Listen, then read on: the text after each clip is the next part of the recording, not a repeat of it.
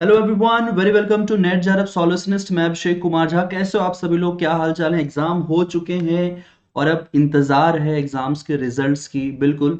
और आप सभी लोग जानना चाहते हैं कि क्या हो सकता है एक्सपेक्टेड कट ऑफ, कितने परसेंटेज तक जा सकता है जेआरएफ का और नेट का कट ऑफ कैटेगरी वाइज, चाहे वो जनरल का हो, चाहे ईडब्ल्यूएस का, ओबीसी, एससी या फिर एसटी का हो। तो जानने की कोशिश करेंगे इस वीडियो में कंप्लीट कट ऑफ के बारे में। प्रीवियसली जो एग्जाम्स हुए हैं उनके जो कट ऑफ गए थे उनके बेस पर हम समझेंगे और जानने की कोशिश करेंगे।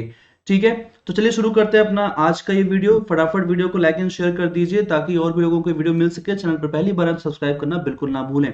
आप मुझे फॉलो कर सकते हैं अकेडमी पे भी, जहां पर मेरी दिन में 12 बजे स्पेशल क्लासेस होती हैं। जून एग्जाम के लिए क्लासेस अपने स्टार्ट हो चुके हैं। अगर आप ज्वाइन करते हो तो आपको कंप्लीट जो बैचेस हैं वो मिल जाएंगे। इन क्लासेस के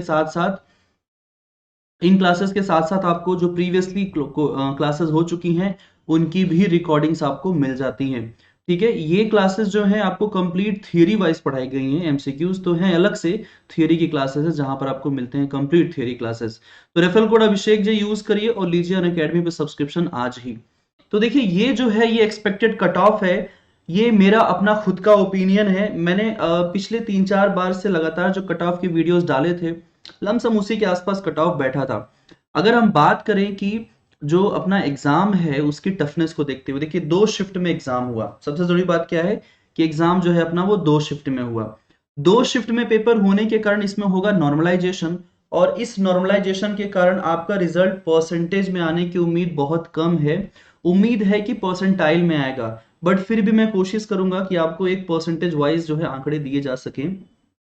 प्रीवियसली अगर आप लोग देखोगे तो प्रीवियस एग्जाम, जैसे कि अगर हम जनवरी 2022 में जब पेपर हुआ था तो 2 शिफ्ट में पेपर हुए थे। उस साल का जो जनरल कैटेगरी कट ऑफ गया था वो 67% गया था। जनरल कैटेगरी का जो कट ऑफ गया था जेआरएफ का वो 67% गया था ओनली।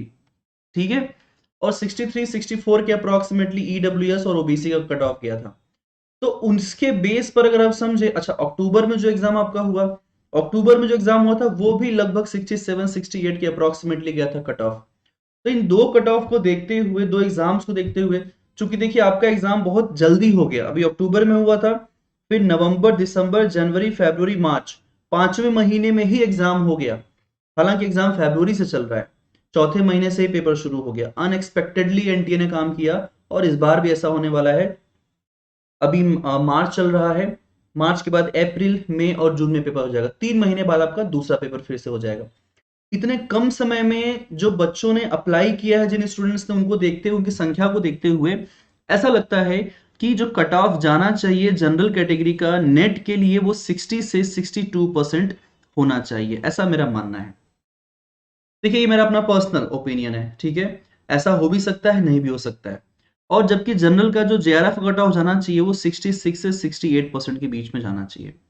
क्योंकि देखिए 2 शिफ्ट में एग्जाम्स हुए थे और दोनों ही पेपर लेंदी थे। शुरुआत में ऐसा लगता है कि पेपर जो है बड़ा सरल था, लेकिन अंत में आते आते पेपर का लेवल इतना हाई हो जाता है, इतने लंबे लंबे क्वेश्चंस और स्टेटमेंट हो जाते हैं कि पढ़ करके आंसर कर पाना बड़ा मुश्किल काम होता है। ऊपर से 3-3 आरसी भी आपको करना है, उसी में डीआई अलग से करना है। तो it was a very time consuming paper.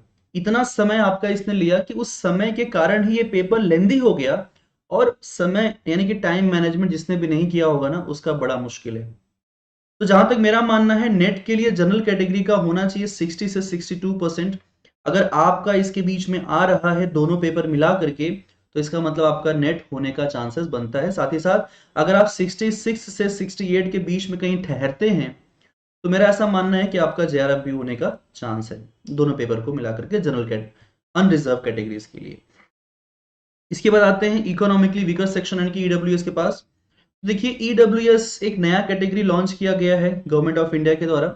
इसका जो नेट का कट ऑफ जाना चाहिए 58 से 60 के बीच में जाना चाहिए, और ये लोअर लोअर है, और अपर क्या रहेगा, ये रहेगा, यानी इतने से इतने के बीच में जिसका भी होगा उसका नेट होगा, और 64 से 66 के बीच में जिसका भी होगा उसका जेआरएफ होने का चांस बनता है ईडब्ल्यूएस कैटेगरीज में।